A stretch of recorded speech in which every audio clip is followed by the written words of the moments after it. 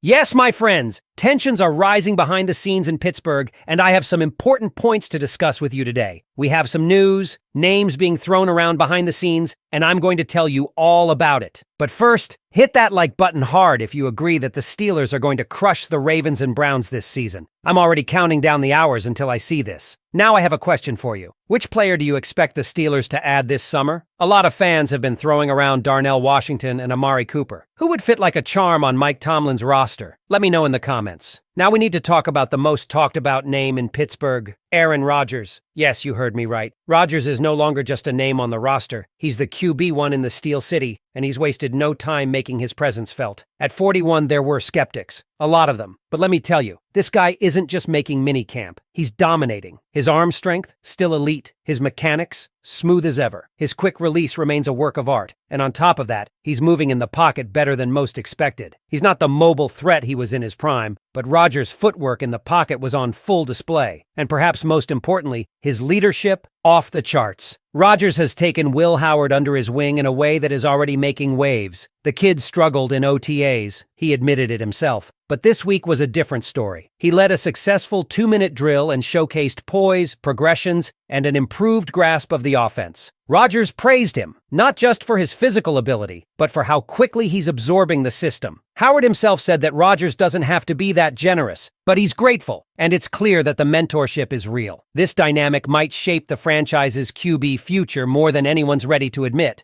Now let's talk about the big, fast, scary addition on the outside, DK Metcalf. Seeing him in a Steelers uniform, towering with that dark visor, is almost surreal. He's the same size as Pat Freiermuth, but moves like a wideout should. Early signs point to money well spent, and if the chemistry he's building with Rodgers carries into the season, the Steelers may finally have their WR1 threat locked in. But that doesn't mean the wide receiver room is set. Calvin Austin III, or CA3, is making noise and might be the most underrated piece of this offense. Last year, he consistently got open but wasn't getting the targets. That changes now. Coaches say he looks night and day from last season. More confident, more polished, and ready to explode. He reminds many of prime Brandon Cooks or Darnell Mooney, a smaller guy who plays bigger, runs tight routes, and is dangerous after the catch. He could very well become a favorite for Rodgers. Still, depth remains a concern. Roman Wilson showed flashes but also had drops in minicamp. Robert Woods is aging, and the Steelers are actively exploring more WR help. Names being floated: Romeo Doubs, someone Rodgers already has chemistry with. Amari Cooper is another, though reports suggest Keenan Allen isn't interested in Pittsburgh despite past speculation. The fans are split, some pushing hard for Doubs, others rooting for Cooper, and a few even calling out for Trey Palmer and Dontavian Wicks. One thing's certain, Omar Khan is working the phones. Shifting to tight end, let's not forget Darnell Washington, aka Mount Washington. The big man dropped 15 pounds this offseason, and it's showing. He's running better routes, moving with more agility, and catching everything in sight. Rodgers even said he reminds him of Mercedes Lewis. High praise coming from someone who threw to Lewis for years. Fans are clamoring to see more of Darnell, and rightly so. He could be a breakout star.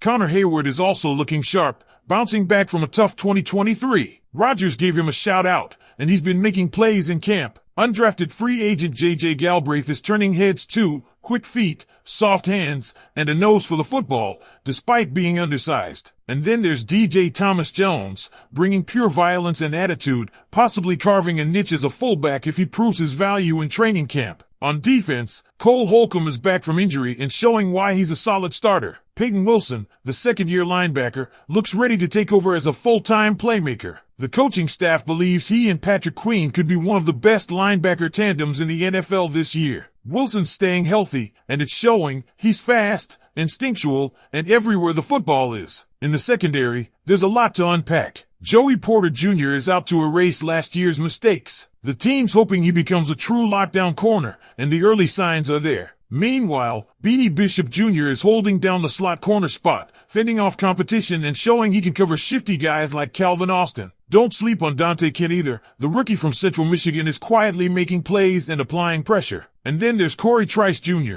who the organization believes could be the long-term CB2. He's healthy again and looking explosive. Coaches are watching closely. Juan Thornhill, brought in to be a bandit safety, is healthy now too, and he's been flying around in drills, reminding everyone of the player he was in Kansas City. This team has talent bubbling up everywhere. The roster battles are heating up. The vibes around Aaron Rodgers are better than expected, and the mentorship he's providing could shape the future of the franchise. But I want to know what you think, Steelers Nation. Should the team push for a big-name WR like Dew or Cooper? Are you ready to trust Will Howard as the heir to Rodgers? And what about this secondary? Are we set, or should we still go all in on a guy like Jalen Ramsey? Sound off in the comments. Your opinion matters. Let's get the conversation going because this offseason, it's just getting started. What's brewing inside this locker room isn't just hype, it's transformation. And speaking of transformation, you better believe Mike Tomlin isn't messing around this summer. He's literally turning up the heat, shifting training camp practices to the afternoon. His reason? It wasn't hot enough last year. That's the kind of edge Tomlin wants,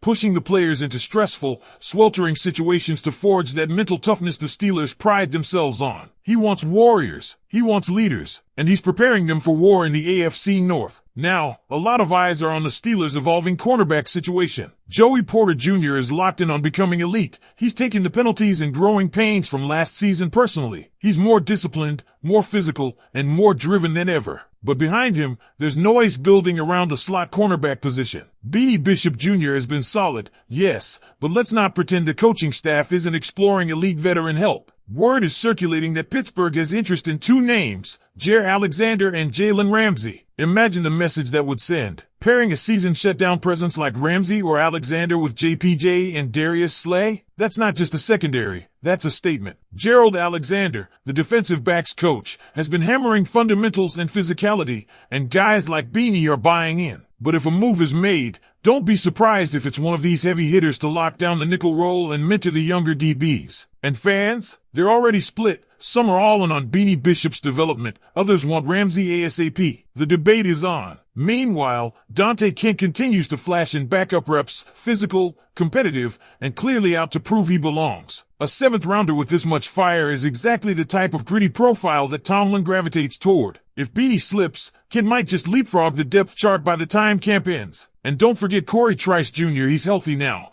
And while many had cooled on him after injury setbacks, the coaches have not. They view him as the potential heir to Slay's outside role. This team isn't just planning for 2025, they're already thinking 2-3 seasons ahead. Now let's circle back to that wide receiver room, because this discussion isn't going away. Reports indicate the Steelers are making legitimate calls on a few targets, and the WR3 role is very much up for grabs. DK Metcalf is locked as the alpha. Calvin Austin III is earning Rodgers' trust. But beyond that, it's murky. Roman Wilson's had a tough minicamp, and Robert Woods, well, age might be catching up to him. Enter the buzz names, Romeo Dew and Amari Cooper. Fans are clamoring for either. Dew makes too much sense. It's rare to find a young WR with size, blocking ability, and pre-built chemistry with Rodgers.